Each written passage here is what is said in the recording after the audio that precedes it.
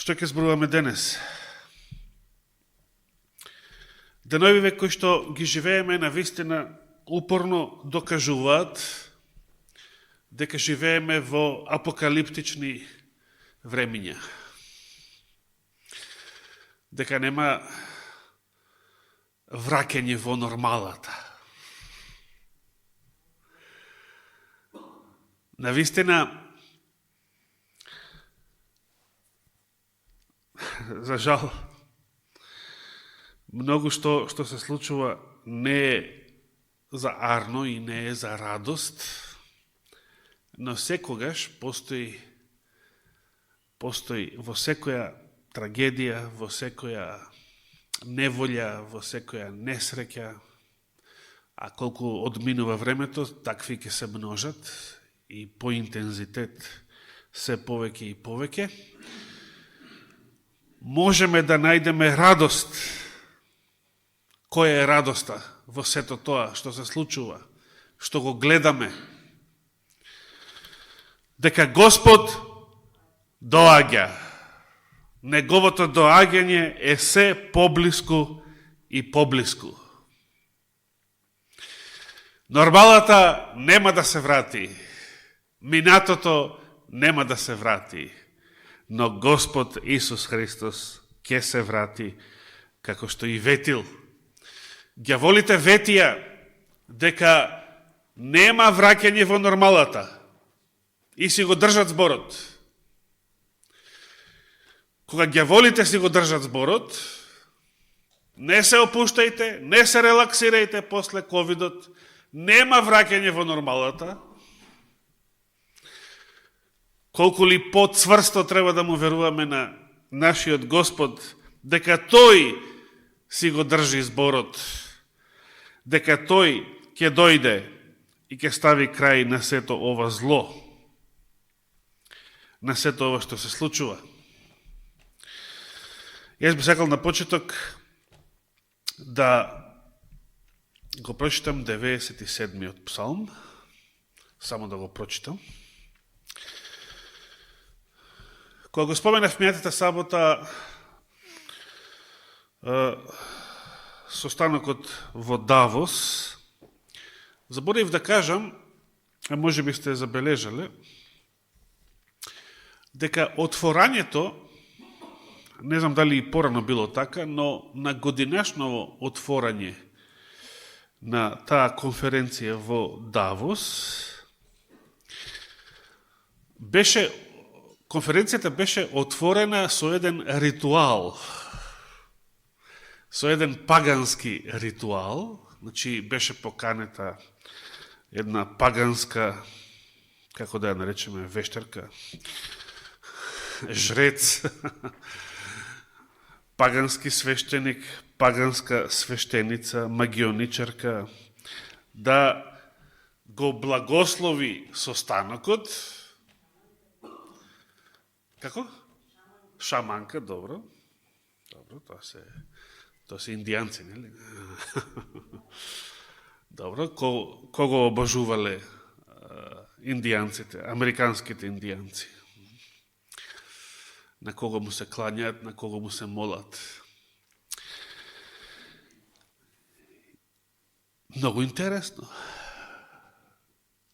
Ѓаволите не кријат кого обожуваат, на кого му се клањаат и од кого бараат благослов за своите планови и за своите проекти. Јас би сакал да го прочитам 97-миот псалм во православниот превод 96-ти. Пофална песна Давидова.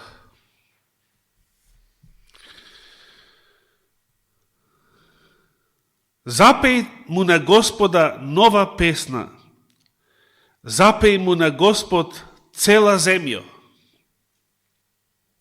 Пејте му на Господ, благословувајте го името Негово, благовестете го од ден на ден спасението од Него. Разгласувајте ја меѓу народите славата Негова и на сите народи чудесата Негови. Зашто велик е Господ и достоен за пофалба, страшен е тој над кого? Над сите богови. А кои се тие? Ги волите. Оние на кои што им се кланя светот. Оние на кои што им се кланя Давос. Оние на кои што им се клањат најбогатите и кобајаги најмокните луѓе на овој свет.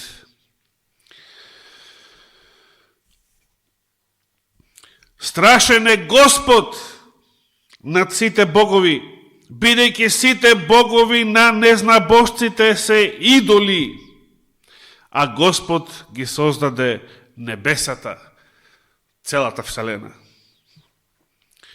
Слава и величие се пред лицето Негово, сила и великолепие во светилиштето Негово.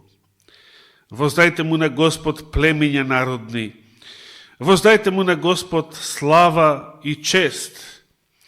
Воздајте му на Господ слава на името Негово, принесете жртви и влезете во Неговите дворови. Поклонете му се на Господ во светите дворови Негови, да затрепари пред лицето Негово целата земја. Кажете им на народите, Господ се зацари, затоа е цврста вселената, нема да се разниша, тој управува праведно со народите. Нека се развесели небото и да се возрадува земјата, нека се раздвижи морето и она што го исполнува. Нека се радуваат полињата и се што е на нив, да ликуваат сите дрвја по дубравите. Зошто? Пред лицето на Господ, зашто тој иде да исуди на земјата. Тој ќе исуди на вселената во правда и на народите според својата вистина. Амин. Прекрасен псалм. Навистина, повикани сме и во овие последни денови, и во овие тажни денови, и во овие мачни денови. Повикани сме да се радуваме. И колку по-страшно и по-лошо ќе се одвиваат настаните во светот, ние треба да се радуваме. Зошто? Затоа што Господ доаѓа. Кој е против нас? Сите оние што се множат со нула. Бидејќи нашиот Господ е пострашен од сите богови,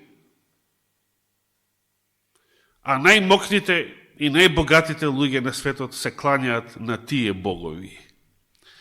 Однапред ја избрале погрешната страна. Како и бугарите во светската војна. Однапред ја избрале поразената страна.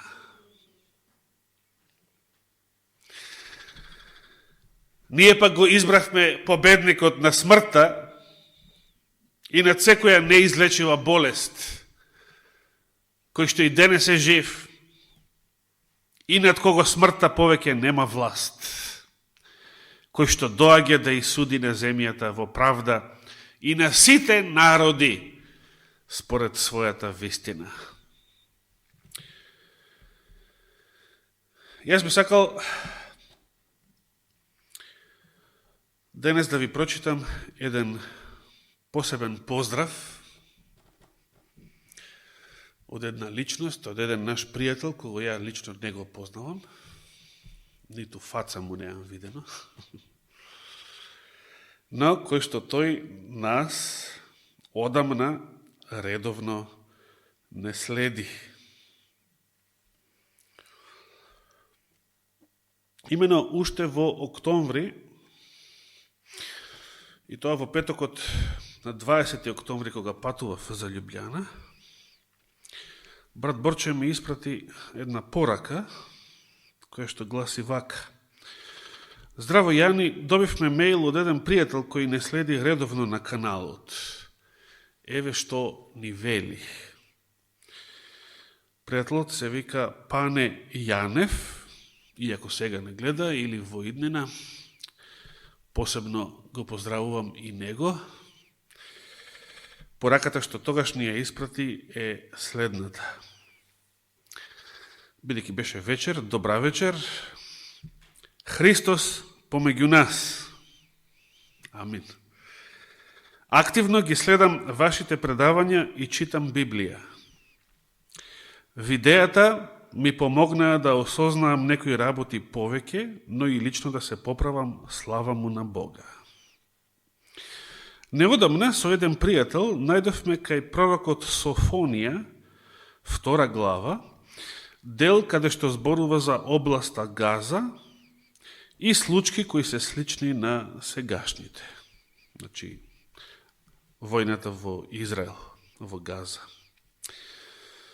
Додека пак, кога читавме за поставување на мерзоста на запустението кај пророкот Даниил, вели по поставувањето ќе минат 1290 денови и блажен е оној кој ќе издржи 1335 дни. Познате ви се овие стихови? Понатаму, пријателот вели, ако џамијата Ал-Акса е тоа нешто, кое е нешто? Мерзоста на запустението. Таа е завршена во 705 година, значи на почетокот на 8 век.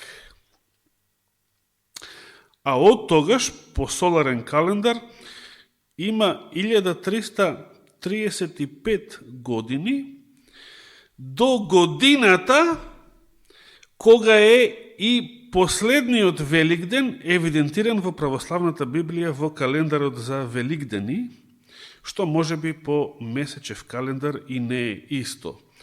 Поздрав, би бил благодарен доколку го прочитате ова. Јас и брат Борче одамна го прочитавме, сега го прочитав и јавно, пред сите вас, и уште еднаш го поздравувам пријателот Пане Јанев и го охрабрувам да продолжи да ја чита и да ја проучува Библијата, да се моли на Бога и да го држи Словото Негово.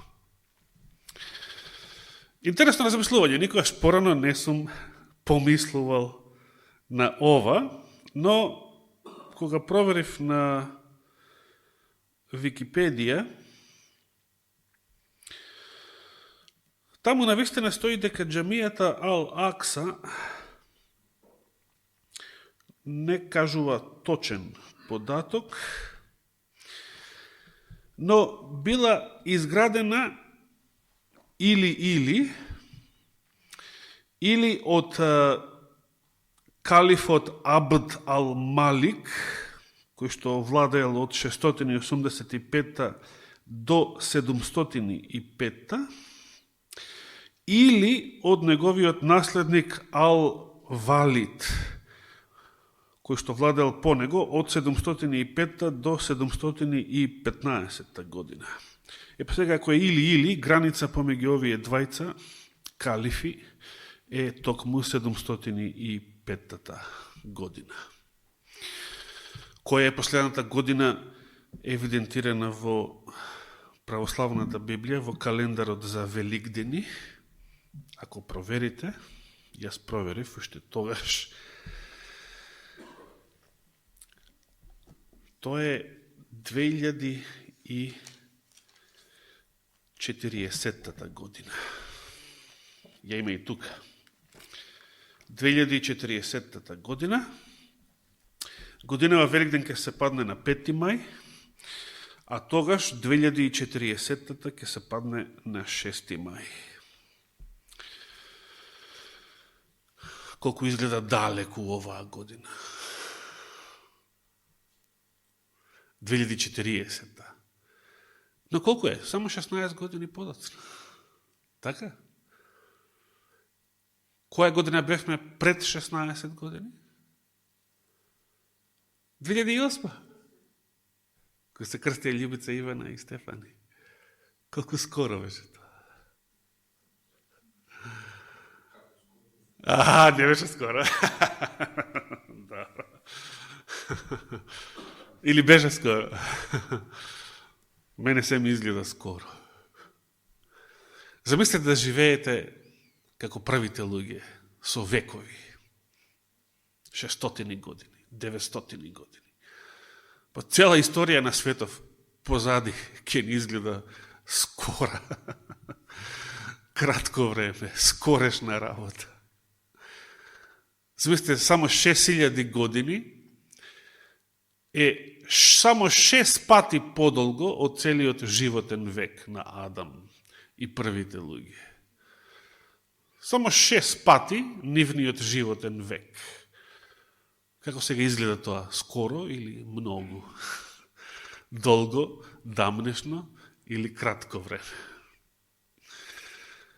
Колко е времето релативно? Дали воопшто ќе постои 2040 година?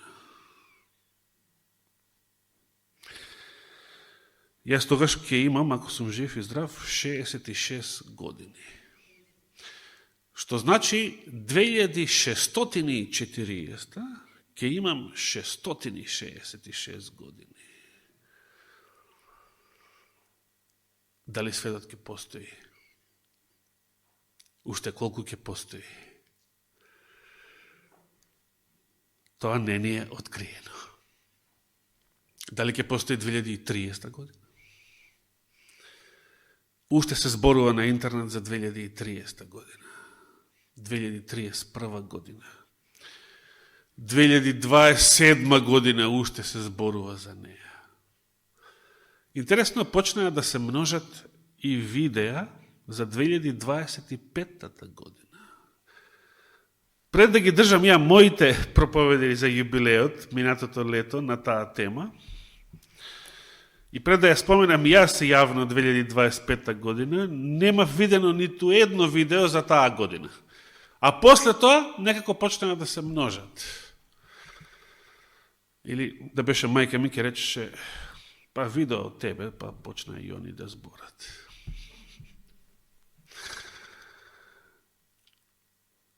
Шега на страна. Ние не се занимаваме со времињата и годините, како рече Исус,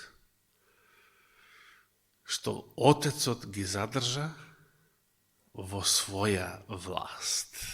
Не е ваше да ги знаете времињата и годините, што Отецот ги задржа во своја власт.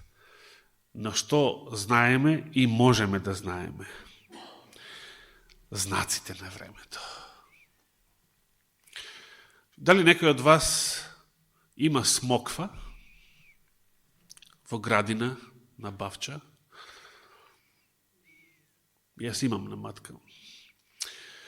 Дали некој од нас може да каже сега, оваа година, на кој датум дали воопшто ќе роди?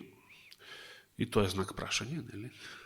Но на кој датум ќе добиете смоква? На кој датум? Однапред може да се каже. На кој датум првото јаболко ќе ви се роди, првата слива, грозје, кој што имате. Може однапред да кажете на кој датум ќе се случи тоа? Не. Но што може да знаете? Господ рече, кога ќе потера лисија, ќе процути. Што знаете? Близу е летото. Не е битно да ја знаеме годината. Битно е, ние живееме во тоа време според знаците што ги гледаме, според знаците што се случуваат. Но јас би сакал денес,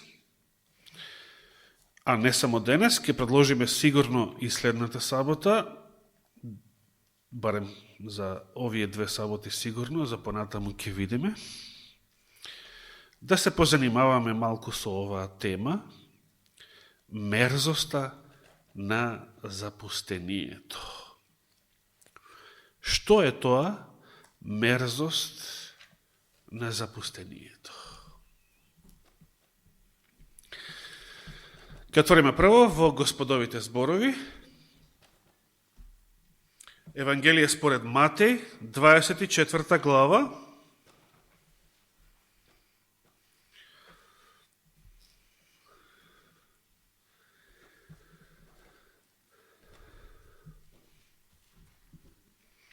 Евангелие според Матеј, 24 глава.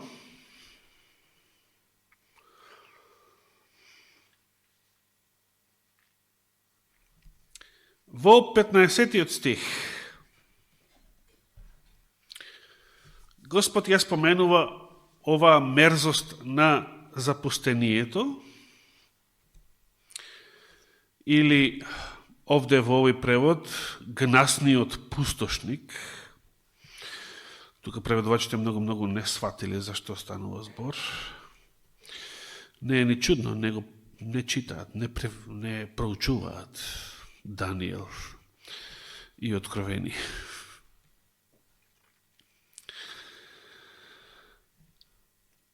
Во првите 14 стиха Господ ги кажа општите знаци на времето. Така? Значи, почнува со, одговарајќи на прашањето на учениците, кажи ни која ќе биде тоа и кој е знакот на твоето доаѓање и крајот на светот. И Господ почнува прво и неколку пати тоа го повторува, внимавајте да не ве измами некој, ќе има лажни пророци, лажни Христоси и така натаму. Споменува светски војни, кои што и денес многу се актуелни. Споменува епидемии, болести, пандемии, глад, помор. И сето тоа е само почеток на страдањата, големите неволи, предавства, отпад од верата, лажни пророци, лажни Христоси. Кај мнозина љубовта ќе олади, бидејќи многу беззаконија ќе се умножат, значи во самата црква. Во 14 стих, и ќе биде проповедано ова Евангелие за царството по целиот свет, за сведоштво на сите народи, и тогаш ќе дојде крајот. И кога ги кажува, значи, сите овие знаци, за првите знаци вели тоа се уште не е крајот, а со проповедање на ова Евангелие по целиот свет, за сведоштво на сите народи, дури тогаш вели, и тогаш ќе дојде крајот. И сега со 15 стих започнува една нова целина.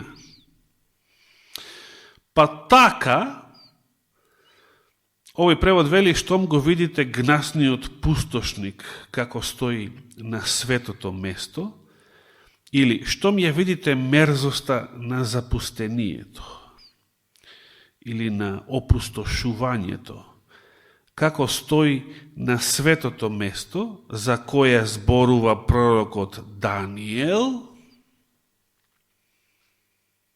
Самиот Исус го споменува пророкот Даниел, кој чита, нека разбере. Исус не упатува на книгата на пророкот Даниел. Зашто не упатува? Што треба да научиме? Што треба да разбереме во книгата на пророкот Даниел? Кога ќе го видиме гнасниот пустошник или мерзоста на запустението? И што кога ќе го видиме тоа? Значи, тоа е нешто битно? Во врска со знаците на времето, тоа е нешто битно? Па секако е битно, Господ штом го споменал во контекст на неговиот пророчки говор. И вели, кој чита, нека разбере. Што? Тогаш оние што се наоѓаат во Јудеја, нека бегаат по планините. Кој е на покрив, нека не слегува да земе нешто од куќата своја. И кој е на нива, нека не се враќа дома за да ги земе алиштата своји. Но тешко на бремените и на доилките во тие дни. Затоа, молете се да не стане бегањето ваше, кое бегање, ово што го споменува пред тоа, оние што се во Јудеја да бегаат, да не се враќаат дома и така натаму. Молете се да не стане бегањето ваше зиме или во сабота. Зашто тогаш ќе има страдања какви што немало од почетокот на светот па досега, ниту пак ќе ги има. 22 стих. И ако не се скратат оние дни, никој не би се спасил. Видете. Но заради избраните ќе се скратат тие дни. Овој е целиот контекст во врска со мерзоста на запустението. Значи, во одговорот на прашањето зададено, поставено од своите ученици, кога ќе биде крајот на светот, кога ќе биде неговото второ доаѓање во сила и слава, за кој што читавме и во псалмот, и кој е знакот на неговото доаѓање и крајот на светот, Христос дава во општи зборови нареди неколку знаци, и по 14 стих, во продолжение на својот говор, тој лично не упатува на книгата на пророкот Даниел. И конкретно на мерзоста на запустението. Се поставува прашање, ако самиот Исус лично го потенцира, лично го нагласува овој поим, мерзоста на запустението, дали е тоа нешто важно, како битен знак што треба да се забележи и да се разбере? Кој чита, нека разбере. Кога го читаме пророкот Даниел, дали разбираме?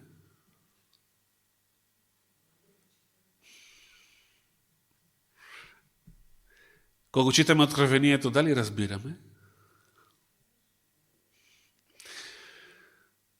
Како би ги сватиле овие Христови зборови, овој негов повик? Кој чита, нека разбере. Се сеќавате во самата книга, кој му го рекол вакви слични зборови на самиот пророк Даниел? Се сеќавате во 9 глава? Габриел, да.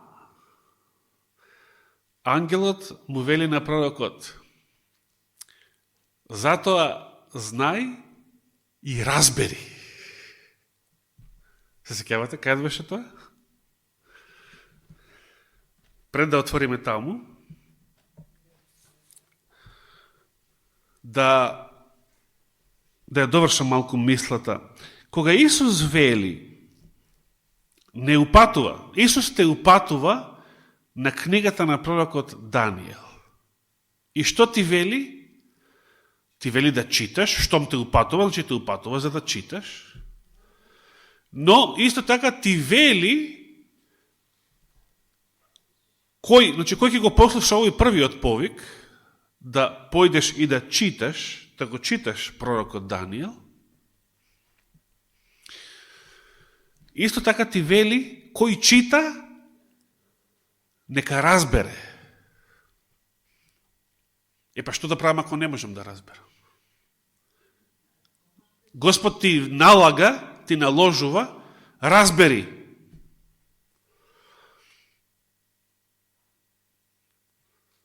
Па што да правам ако не можам? Еве не разбирам. Еве не можам да разберам. Еве да ве прашам, што е мерзоста на запустението? Знае некој од нас? Што е мерзоста на запустението? Разбираме?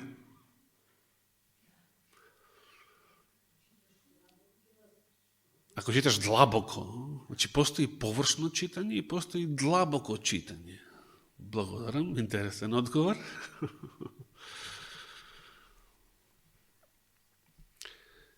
Што направил самиот пророк Даниел кога не разбирал? Дали сме во добро друштво, ако нешто што читаме од Библијата, веднаш не го разбираме? Етиопскиот евнух го читал пророкот Исаија, и тоа баш во 53 глава, и што се враќал во својата царска кочија, од Ерусалим назад, минувал преку Газа, назад за Етиопија, долг пат очигледно, и место си го тепа времето со игрици на мобилен телефон, он си го читал пророкот Исаија. И стигнал во 53 глава, ама не разбирал.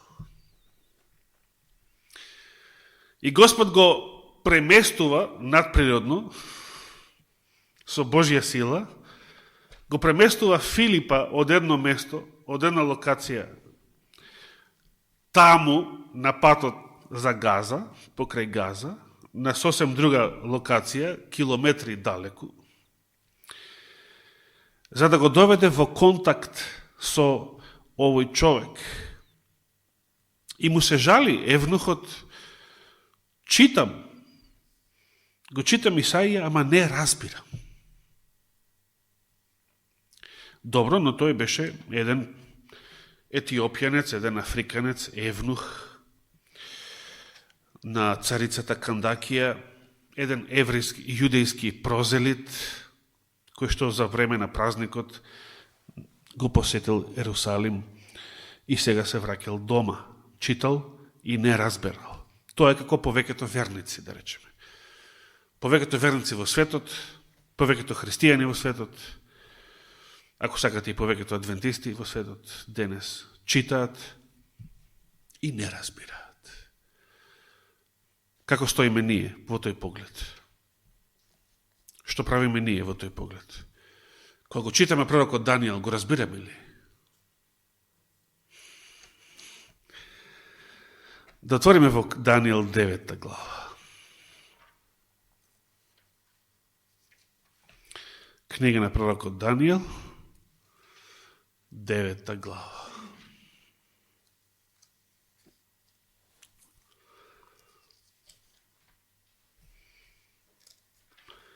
Зашто почнал Данијел да се моли во оваа 9 глава? Што е тоа што го поттикнало да се моли? Да, за гревовите, благодарам Данијела. Еве ти си наречена според пророкот.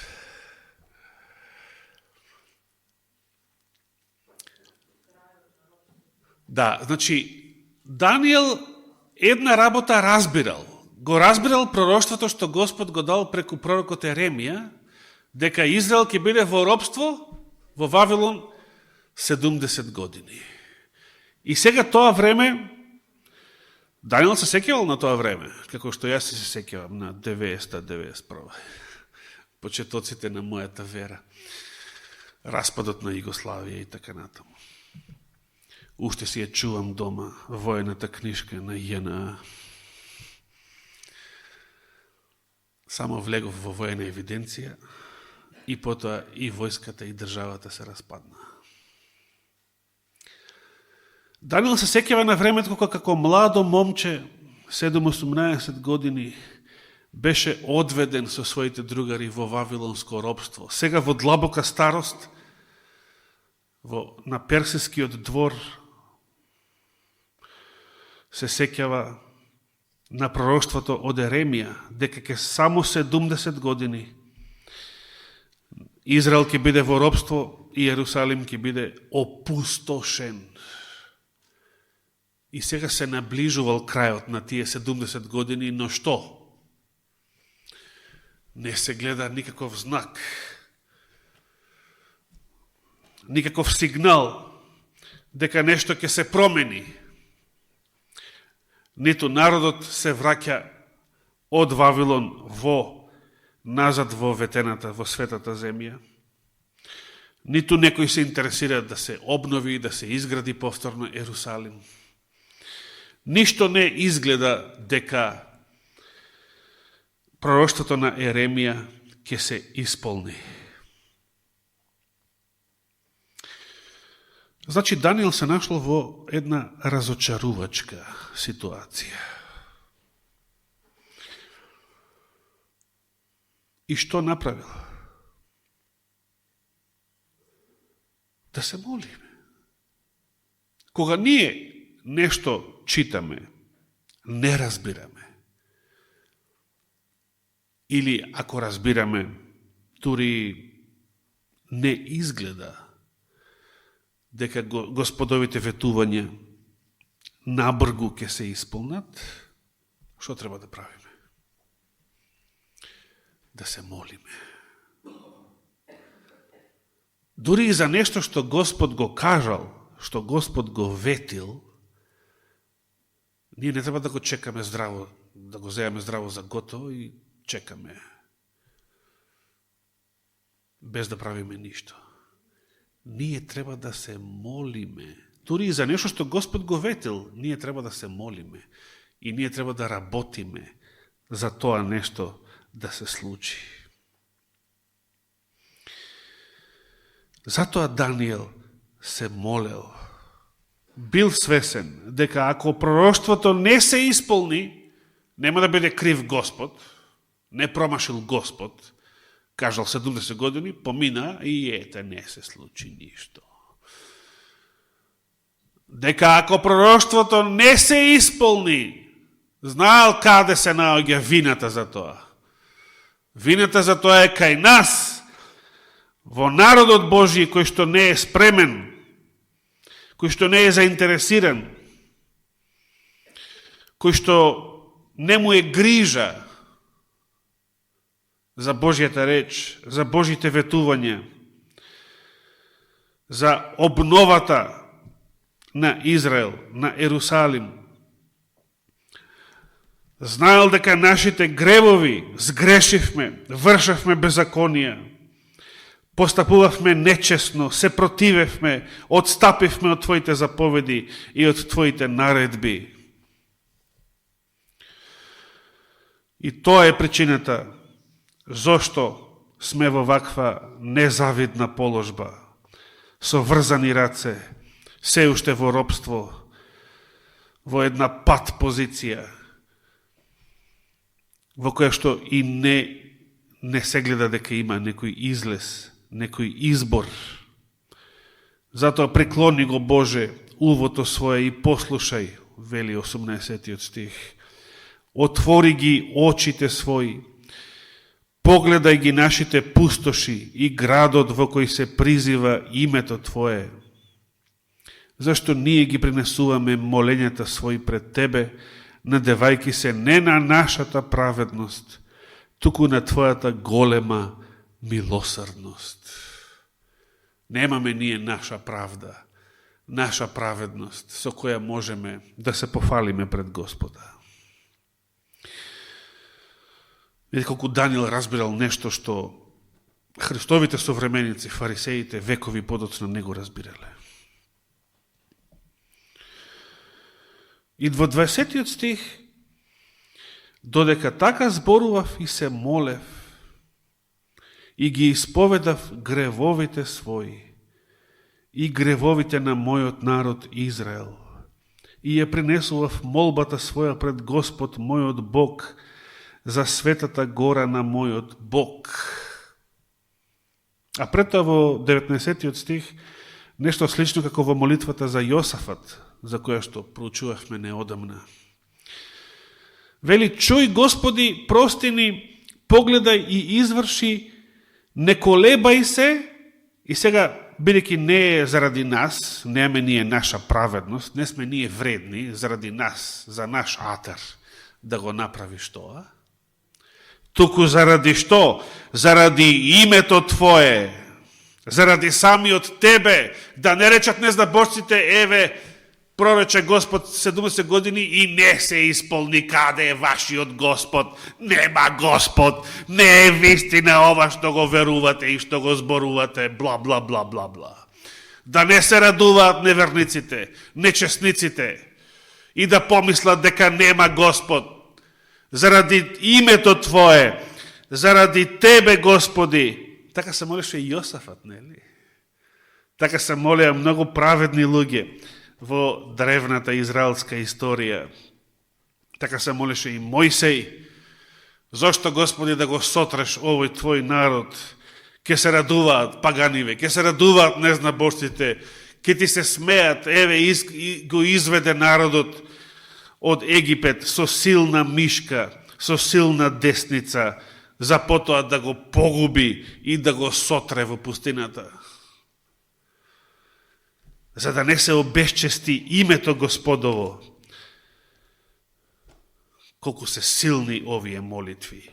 Се молиш за нешто што Господ веќе го ветил, го кажал, знаеш дека тоа нема да се случи така само по себе, автоматски, здраво за готово, дека гревовите на народот, своите лични гревови се пречка за да действува Божјата благодат, се молиш и не се потпираш на себе и својата праведност, се молиш Господ да действува, да интервенира заради Него самиот, заради Неговото име, заради Неговата слава, заради Неговата чест. Така беше вослишен Јосафат. Така беше вослишен и Даниел. Додека така зборував и се молев и ги исповедав гревовите своји и гревовите на мојот народ Израел. И ја принесував молбата своја пред Господ мојот Бог за светата гора на мојот Бог. Додека така се молел, што се случило?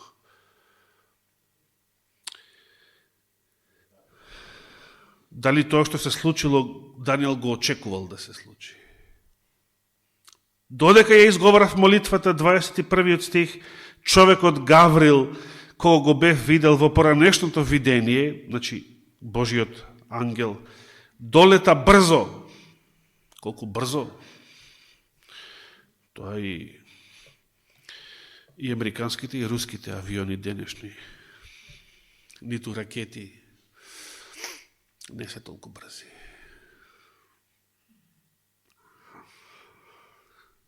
Тие се желки и полжави во споредба со брзината на ангелите.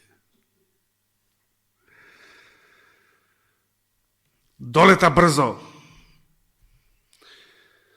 Значи, половина галаксија, да речем. Колку брзо. Долета брзо, се допре до мене во времето на вечерната жртва. Ме вразуми, вели 22 стих. Говореше со мене и рече, Даниеле, сега излегов, за да те поучам, да разбираш. Што треба да правиме, ако не разбираме? Читаме и не разбираме. Се молиш. Што правиш? Што молиш додека се молиш? Што исповедаш додека се молиш? Своите гревови, своите беззаконија, своите пропусти и тие на твојот народ. И се молиш Господ да те вразуми. Што вели апостол Јаков, братот Господов? Браќа мои, ако некој од вас му не достига мудрост, што да прави? Барајте ја од Господа. И што? И ќе ви се даде. Како рече Господ, кој бара, наоѓа. Кој тропа, ќе му се отвори. Веруваме во тоа? Амин. Да го побараме. Даниел се молел вака и долета Божиот вестник, Божиот ангел Гавриел, а Даниел тоа не го очекува. За да го вразуми, за да го поучи, за да разбере. И во 23 стих вели, Во почетокот на твоето молење се појави твојот збор и јас дојдов, значи замисли, Габриел е пред Божиот престол, значи половина галаксија далеку некаде, ако не и подалеку. Колку време имало од почетокот на Данииловата молитва, па до тука, до кај 20 стих? Неколку минути. Можда и пократко. Можда минута нема. Зависи како се молил. Можда не е се запишено ово неговата молитва.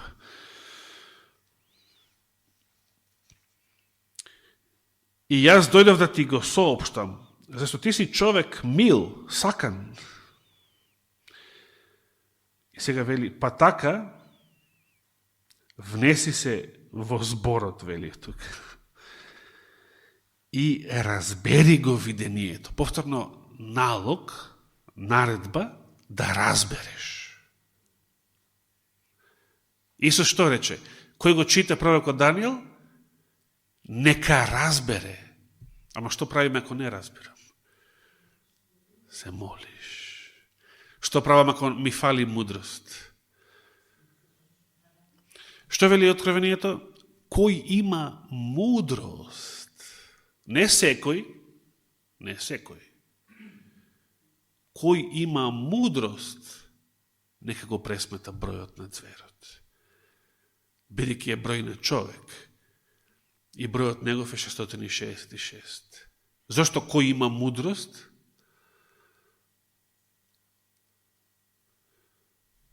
Зато што денес постојат еден куп немудри луѓе, без мудрост, проповедаат се и се што, и години на второто Христово доаѓање, и излегуваат и на YouTube и прават еден куп видеа, сето тоа без мудрост.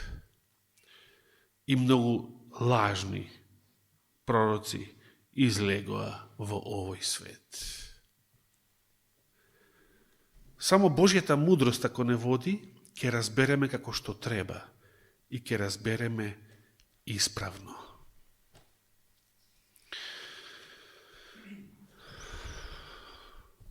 Сакате да продолжиме? Интересно е до сега. Господ повикува да разбереме една конкретна работа од книгата на пророкот Даниил. Мерзоста на запустението. Зошто да го разбереме? Битно е тоа да го разбереме. Затоа што самиот тој го нагласува во својот пророчки говор како еден битен знак, кој што треба да го забележиме, и кога ќе го забележиме, нешто треба да правиме, да направиме, за да бидеме спасени во тој момент. Тоа е прашање на живот и смрт. Значи, е битно. Е битно или не е битно? Битно е. И потоа вели, кој чита, пророкот Даниил, нека разбере. Што е мерзоста на запустението? Разбираме. Што е мерзоста на запустението? Ако не разбираме, што треба да правиме? А е битно. Ти вели дека е битно.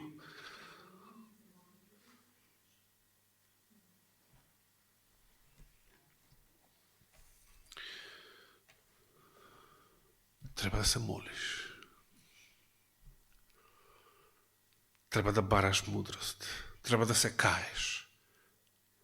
Треба да се исповедаш за Господ да ти прости. За Господ да те просветли. Што е мерзоста на запустението? Разбираме?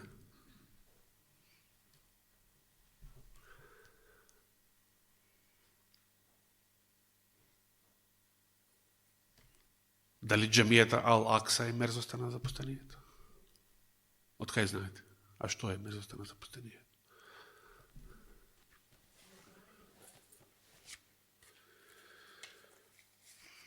Дали оваа банкнота е оригинал или фалсификат? Знаете ли не знаете? Треба да ја земете. И што, ако ви ја дадам, ќе знаете?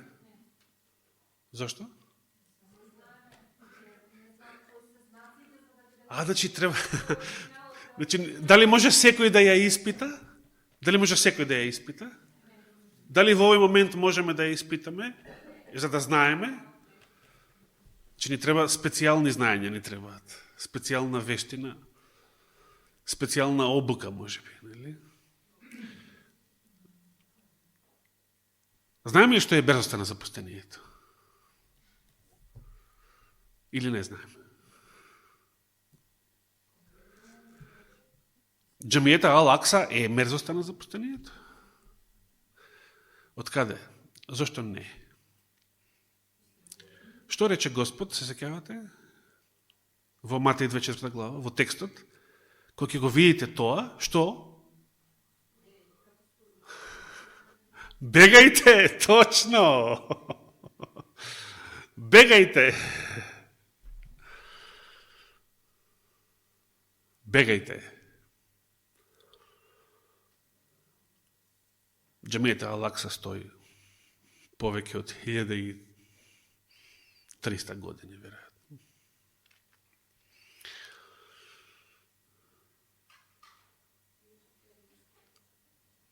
Првите христијани виделе нешто, препознале нешто во Ерусалим и избегале од Јудеја, од Ерусалим, од цела земја израелска избегале, побегнале. Благовремено побегнале. Не зеле со себе ниту имот, ниту облеки, не знам што можело да ги забави, да ги спречи, да им го отежни патувањето. Побегнале и спасија жива глава. Ниту еден христијанин не загинал при опсадата на Ерусалим 70-та година од првиот век, таму каде што загина над 1.000.000 евреи. Во таа страшна катастрофа на еврејскиот народ. Ниту еден христијанин не загинал. Затоа што нешто виделе благовремено, го препознале и побегнале. Дали ние денес се наоѓаме пред сличен испит? Дали предстои нешто што треба да го видиме, да го препознаеме, за да бегаме? Или не мора, сеедно? Не е толку битно. Прашање за размислување, ако даде Господ живот и здравие, ќе продолжиме следната сабота. Втор дел. Следната сабота. Амин. Нека ме фала и слава на Господа. Амин.